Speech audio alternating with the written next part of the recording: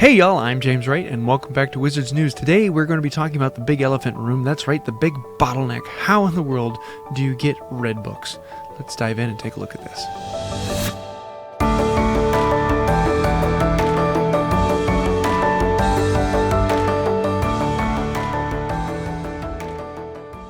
So first off, we have to understand where exactly do red books come from, and the biggest, most common place is from Challenge XP. If you look here, you're going to see all of the Family XP up top, and each one of these you can rank up in the Family XP, and when this rank gets all the way over to the right, then you'll be rewarded with another trunk, and in this trunk you will then get a treasure, and with most of these Family XP, you're going to be getting scrolls with that treasure. But then we can come down here to challenges, and they look very much the same, but they're slightly different, and for this, we're actually going to find out we'll get a trunk as well, but rather than getting scrolls, with this we'll be getting books. So what you're going to be trying to do is rank up in your challenge XP and get that all the way over to the right, and every time it gets all the way over to the right, you will get 2 more red books. Now the downside to this is every time that you rank up, it's going to be harder the next time you rank up, and it will continue to do that until you get to rank 150. That is the max cap for this, and at rank 150 it just always stays the same. So in this case, you can see I need 65 more books in order to rank up. Let's remember that number 65 because I want to show you how you can go about figuring out what you need to do to rank up. Now, the actual mechanics for how you get Challenge XP are rather confusing, and I've seen a lot of different spreadsheets and charts that some of them do a decent job, and some of them make it very confusing, and some of them make it oversimplified. And I haven't found one that I really liked until just recently. Orange Wizard put one together with an infographic, which you haven't seen them. They put together all these crazy infographics, and they look great. And this one really captures all the information in one place. So we need 65 more Challenge XP in order to rank up. So I'm going to look for here for something with 65 with just one player. So what I could do is I could come down here to a Forest level 2, which has 65 on that. That's just one player with a level 1 runestone. Or if I used a level 2 runestone, I could come down here to Tower 2, which is going to give me 75.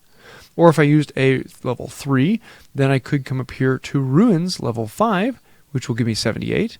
Or if I used a 4, I could come up here to Ruins level 3. If I used a 5, I could do Ruins level 2. And so here you can actually go through and see what you need. And if you have friends, then if you have a friend in here, and I could do this pretty quickly and pretty easily just about anywhere. Now, how exactly does this all come together in the math?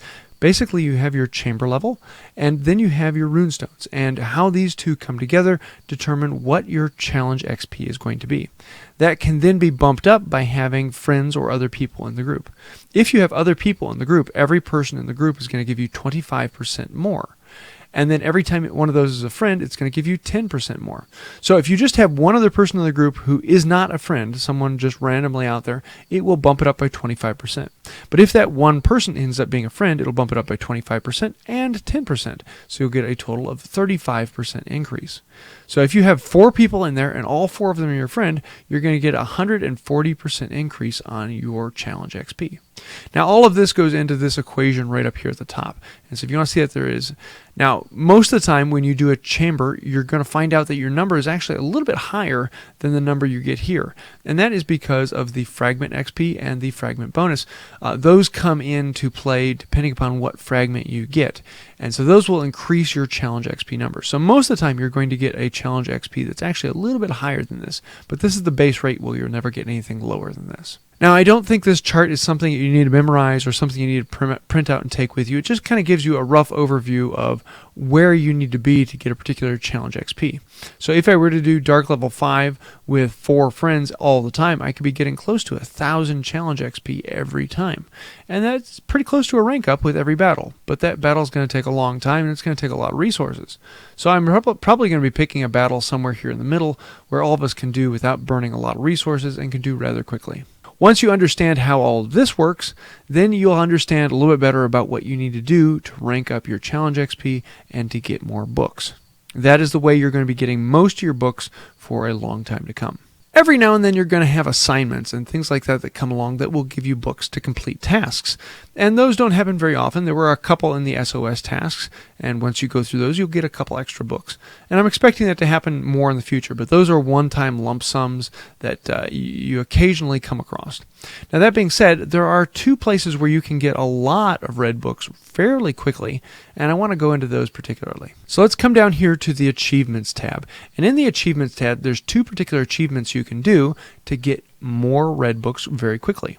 Now down here in the Silver tab, this is one I'm still working on, and it's going to take a little while. There are a few strategies to make this go a little quicker. I just haven't actually spent the time to grind out on this. And here, if I defeat 100 elite foes in wizarding challenges, I'll get 7 more red books. Now, when you go to bronze, you will get 5. When you go to silver, you get 7. And when you go to gold, you'll get 15. And you put all those together, you have 30 red books you've gotten from there. So, is this really worth it? Maybe, maybe not. It's going to take you a little while to grind all those elite foes, and there are a few things you can do to make that a little bit easier. Most of the time, if I'm hunting for elite foes, I'm going to go to something around tower level 2, tower level 3, and I'm going to open it up and see how many foes are there immediately. If it's a high number, like 6 or 7, then that probably means that there is no elite foe. But if it's a low number, like 4 or 5, that means there's a pretty high chance that one of the foes coming up is going to be an elite. If I get a 6 or 7 and I'm just hunting for elites, then I'm probably going to leave the chamber. Yes, that's going to burn a runestone, but it's going to save me time, and I can go back into the chamber and see if the next chamber is going to give me an elite. And that may be very useful, or it may not, depending upon your value of runestones. For me, I don't like doing that quite as much because I do value my runestones, and I prefer to save them and actually get all of the other bonuses that come with completing the chamber. There is one more achievement you can do to get red books, and that one is all the way down here, the strategic spellcast. Now this is one that I already completed, and if you do a few quick things, it can actually be a very, very fast one to complete. For this one, you're going to get 5 books for going to bronze, you're going to get 7 books for going to silver, and you're going to get another 15 books for going to gold. That's 30 books total that you can get rather rapidly. So what is a strategic spell? A strategic spell are one of the 4 spells you have at the bottom in your chamber battle, and those are the things you can drag up onto your foe or drag up onto you and your friends. If you are an aura, you have one strategic spell that allows you to give focus to another person. And if that person is another aura, then that aura can give you focus back. And the two of you can trade focus back and forth. And the cool thing about this is you can trade 1 a second or even a little bit faster than that, depending upon how fast the two of you trade back and forth. And every one of those counts towards your achievement on that. We found that we could do about 70 to 80 of these per minute. So if we had a 10-minute long challenge, that means we could do 700 to 800 of these in that 10-minute challenge. As you can see, it will not take very long at all to get up to the 3,000 needed to get the gold level achievement. If you are not an aura, number one, you could switch over to aura and you put in about 40 scrolls into the aura and you'd be able to get this spell and be able to do the same thing. If you're not, then you're probably going to be using your other strategic spells. Namely, you'll have a mending spell that you can use every 6 seconds. So every 6 seconds, you can use one of those. Over the course of a minute, you've used it 10 times. Over the course of a 10-minute, you've used it 100 times. You can see how that adds up pretty quickly as well. Just using that over and over again, you can grind it out pretty quickly. Now, yes, this is a one-time bonus where you can get 30 more. But that being said, it is a rather effective way of doing it. And for the most part, it's fairly quick. But most of the time, you're just going to be grinding chambers. And that's where coming back to this chart kind of helps out. Where can you actually grind to get the best bang for your buck? Now, the question is, what are you worried about spending? Are you worried about the time, or are you worried about runestones? Because if time is a factor, you're actually going to want to be doing something fairly easy, but still rather efficient. And for every person out there, that's going to be very different. For me, I find that to be about tower level 4. And tower level 4, I'm usually a 1 or 2 hit knockout to everyone I come across. So this can go through there very quickly. And I'll get a decent reward per every time I'm in there. Now for me, that's going to be tower level 5. Now in tower level 5, most opponents are going to be 2 or 3 hits to knock out. Now for me, that's going to be tower chamber number 5, and that's because I can go through there rather rapidly. I can knock out most people in 2 or 3 hits and move on very quickly. And I'm going to be getting 52 per time I'm in there. Now one of the things that makes it nice, 52 is 7 more than the one before, but the difference between the next one is only 4. And then the difference between the next one is 6. And the difference between the next one is 5. So you're actually going to want to look and see, is the jump up worth the challenge difference? And for you, depending upon where you are, you're going to be seeing different numbers. Most of the time I tell people, whatever chamber you can do with a 2 or 3 hit knockout on every foe is the chamber you're going to want to be focusing on. And that is if you are concerned about time. If you are concerned about your runestones, then what you want to do is go as deep as you possibly can without using potions.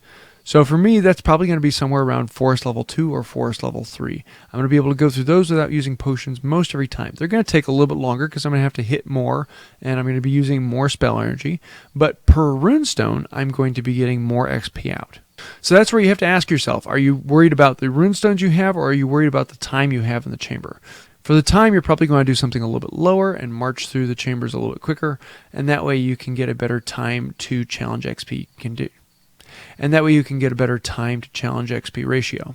If you're worried about the runestones and you only have a limited amount of those, then go pretty deep. Go as hard as you can without using any potions, and that's where you're going to find your butter zone. Unfortunately, books really are the big bottleneck in the game. You will be getting far more scrolls than you need eventually, and you are just waiting on getting your red books, and red books are holding your tree back. And that may sound bad, but actually most of the way through the tree you can get pretty good without them. But to finish it off and get that full detail, it's going to take a lot of grinding to get there. So what do you do with all those extra scrolls? Well, what I do is I put them into the other professions. And I have Aura almost completely filled out as far as I can go with just putting scrolls into it. That's around an extra 1,000 scrolls that are put into Aura. But that means if I need to, I can switch over to that and have a somewhat decent player. And as soon as I finish that, then I'm going to go over to Magizoo and I'm going to do the same thing, dumping into that. And I can do that for a long time because I'm getting scrolls much, much faster than I'm getting my red books. So I hope some of this information helped you out. If it did, please let me know down below. Also, if you have any particular strategies that you use or something that you find to be very beneficial, let us know down below. Maybe I'll add that to the next video. So I hope you liked it. If you did like this video, please hit like, comment, share, subscribe, ring the bell. You know all those fun things that YouTube puts out there. They really do help out the channel, and thank you for that. Also, if you'd like to go a step farther, you can help out on Patreon. That really means a lot to me and helps us keep doing these videos as we normally do them. So I think that's about it for now. And until next time, have a magical day. Okay, you know what time it is. It's time for a chocolate creature. I think I have like 4 of these left now, 5 of these left. So let's see, who did we get today? And we'll get a sticker as well as the actual chocolate inside. And the sticker we got is, Crookshanks. That was kind of cool. I wasn't expecting that one.